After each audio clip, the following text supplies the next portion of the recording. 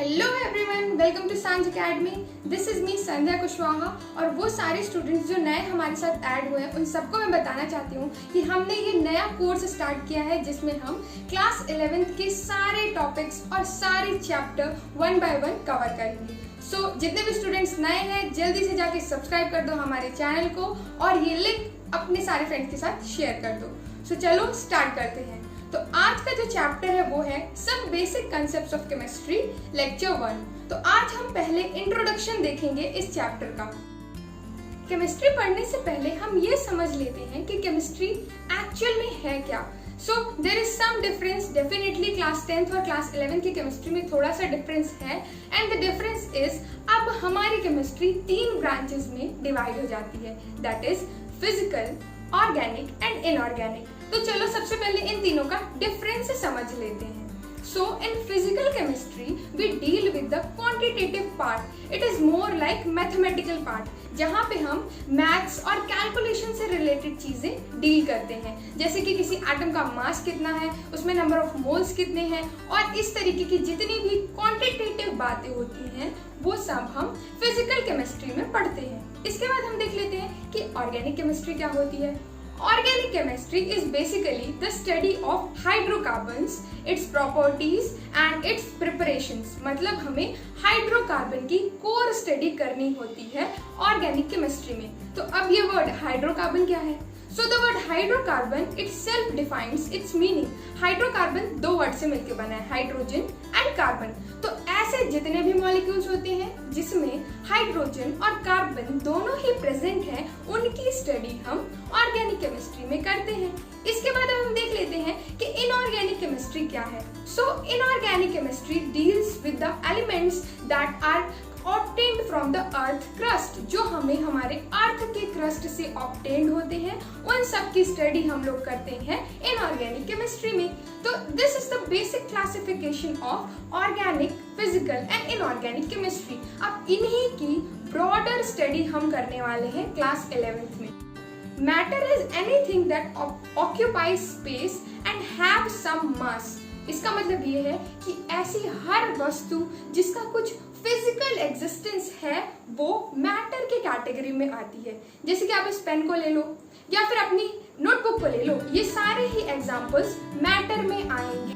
Now comes the matters classification. इसका मतलब है कि मैटर अब 3 कैटेगरीज में क्लासिफाई किया जाता है, that is solid, liquid and gases. तो अब हमने क्या देखा कि जो हमारा मैटर है वो बेसिकली 3 कैटेगरीज में क्लासिफाई हुआ है।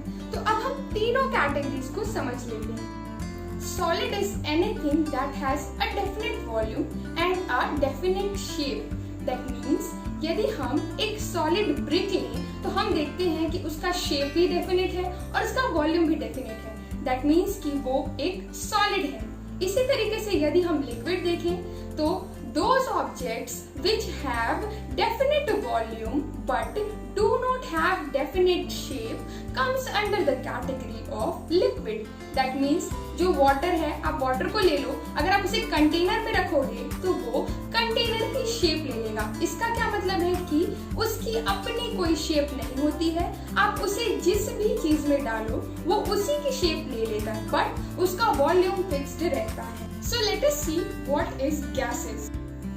Gases have neither a definite shape or a definite volume. So let us study scientific notations.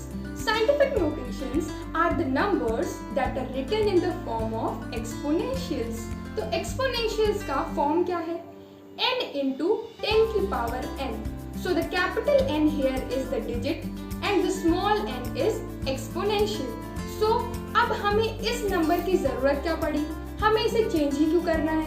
यदि हमारे पास ये वैल्यू है तो अगर मैं कहूँ अब इस वैल्यू और इस वैल्यू को मल्टीप्लाई करो, सो क्या लगता है that it will be so easy और not? Yes, it may take some time and गलती होने के चांसेस भी ज्यादा है।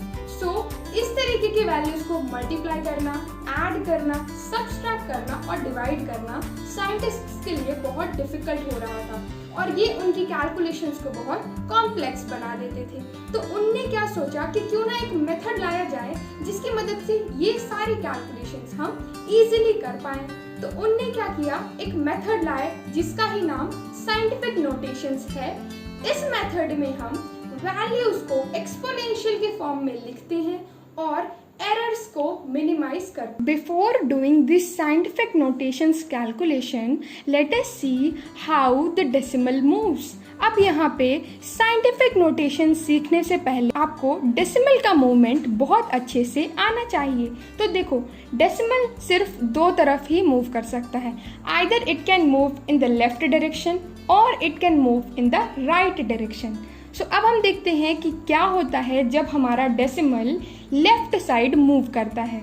So if we move the decimal to the left side, exponent goes up. इसका मतलब है कि 10 की पावर में पॉजिटिव राइज होता है। दैट मीन्स यदि आप इस एग्जाम्पल को देखो 156000 and in this case the decimal is in the end, और हम डेसिमल को आगे लेके आते हैं कहाँ तक, वहाँ तक जहाँ तक एक नॉन जीरो डिजिट ना हो, मतलब 1.56 into 10 की power 5. Similarly, if we try to move the decimal to the right side, exponent goes down. That means 10 की पावर में negative rise होगा. For example, if we have this value 0.00053. So अब हमें decimal को किस side move करना है, right side move करना है। कब तक, जब तक पहला नॉन जीरो डिजिट नहीं आ जाता, दैट इज 5.3 into 10 की power -6. So this is the basics of how the decimal moves. अब हम कुछ क्वेश्चंस कर लेते हैं। अगर आप इस क्वेश्चन को देखो 0.0048, in this particular question we have to move the decimal to 3 places and the answer will be 4.8 into 10 की power -3. So it is very simple. अगर हमारा डेसिमल राइट साइड मूव करता है तो जो हमारी 10 की पावर है वो नेगेटिव में राइज करेगी, और वहीं यदि हमारी एक बड़ी वैल्यू है जैसे कि 234000 डॉट, अब हमें इस डेसिमल को लेफ्ट साइड मूव करवाना है, और जब हमारा डेसिमल लेफ्ट साइड मूव करता है तो जो हमारे 10 की पावर होती है वो पॉजिटिव में रेस करती है। तो इसका आंसर बनेगा 2.34 into 10 की पावर 5.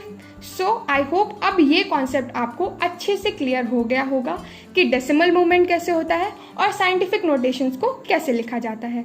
तो अब हम देख लेते हैं हमारा बेसिक जो एम क्या था, कैलकुलेशंस को इजी करना। तो अब हम कैलकुलेशंस को कैसे इजी करेंगे, तो अगर हमें दो वैल्यूज को मल्टीप्लाई करना है तो मल्टीप्लाई कैसे करेंगे। Let us assume that we have these two values that are 2.5 into 10 की पावर 17 मल्टीप्लाई विद 5.0 into 10 की पावर 14। तो सिर्फ दो ही चीज़ें आपको ध्यान में रखनी है। पहली चीज़ कि जो डिजिट्स हैं उनको आगे ले आओ, और जो हमारी एक्सपोनेंशियल वैल्यूज़ हैं उनको सेपरेट कर लो। जब आपने डिजिट्स और एक्सपोनेंशियल वैल्यूज़ को सेपरेट कर लिया तो डिजिट्स जो हैं वो यूजुअली ही मल्टीप्लाई हो जाएंगी, जैसे हमेशा मल्टीप्लाई होती थी, और जो डेसिमल जो हमारी एक्सपोनेंट वाली वैल्यू थी उसमें क्या होगा, that their powers get added. हमारे पास एक बेसिक रूल होता है, that is if the base is same the powers get added. तो आपने क्या देखा कि जो हमारी बेस थी दोनों की वो 10 थी, 10 की पावर 17 एंड 10 की पावर 14। तो जब बेस सेम होती है तो पावर ऐड हो जाती है, तो हम क्या करेंगे, पावर्स को ऐड कर देंगे। So the final answer will be 1.25 into 10 की power 32. So I hope multiplication is clear for now. अब हम देखते हैं कि डिवीजन कैसे होता है। So let us assume we have the same values, that is 2.5 into 10 की पावर 17 divided by 5.0 into 10 की पावर 14. अब यहाँ पे भी सेम चीज़ लागू होगी। हमें क्या करना है, डिजिट्स थे उनको हमें सेपरेट कर लेना है, और जो एक्सपोनेंशियल वैल्यूज थे उन्हें सेपरेट कर लेना है। But one thing that we have to make sure कि जो वैल्यू है इस बार डिनोमिनेटर में है। तो जब एक्सपोनेंशियल वैल्यू डिनोमिनेटर से न्यूमरेटर में जाती है तो साइन चेंज हो जाता है।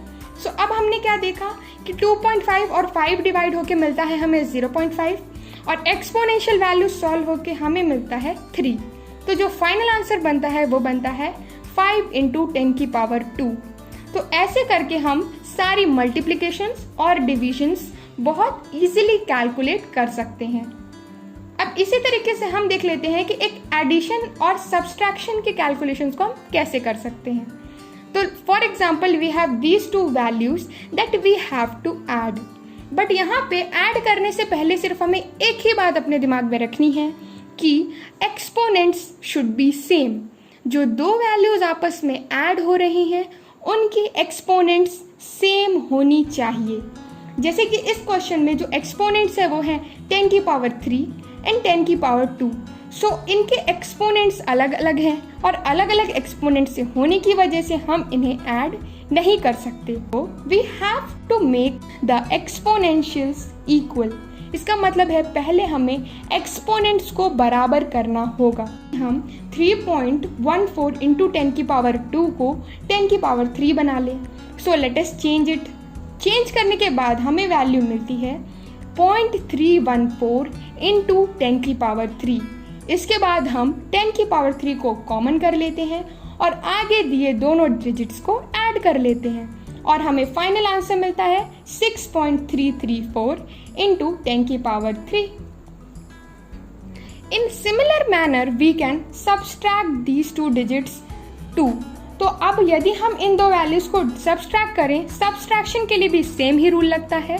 बस एक चीज़ हमें यहाँ पे ध्यान रखनी है कि हमें जो हमारी एक्सपोनेंशियल वैल्यूज है उनको कॉमन कर लेना है सेम करने के बाद। उसके बाद आगे गई दोनों डिजिट्स को हम सब्सट्रैक्ट कर लेंगे। सब्सट्रैक्शन और एडिशन का केस सिमिलर ही रहता है। So I hope all these points are clear with you. अब हम कुछ क्वेश्चंस दे रहे हैं, इन्हें आप सॉल्व करने की कोशिश करो और जैसे ही हम ये वीडियो अपलोड करेंगे इनके आंसर्स मैं अपने इंस्टाग्राम पे दूंगी और इंस्टाग्राम के लिंक डिस्क्रिप्शन में है। जाओ और जाके हमें इंस्टाग्राम पे भी फॉलो करो। My Instagram handle is chemistry world of Sandhya. That's it for this video guys. I hope आपको सारे कॉन्सेप्ट अच्छे से समझ में आए होंगे। So if you like this video, जाओ और जल्दी से जाके सब्सक्राइब कर